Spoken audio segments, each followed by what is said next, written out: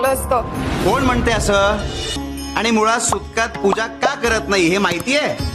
आम्ही पूर्वीपासून हेच करत आलोय. आमच्या आई वडिलांनी जे केलं तेच आम्ही अंगीकारलं आणि असा प्रश्न आम्हाला कधी पडलाच नाही. हेच चुकतं तुमचं.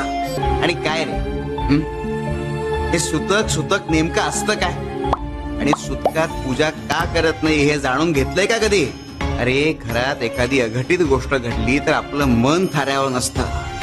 अरे देव पूजा करताना मन स्थिर असावं, कोणत्याही विकाराच्या आहारी नसावं. मग ती पूजा देवापर्यंत पोहोचते आणि म्हणून आपण सुतक मानतो. आणि कोणतीही प्रथा आणि परंपरा ही माणसाच्या जीवापेक्षा मोठी नसते. काय कळलं का? हो स्वामी.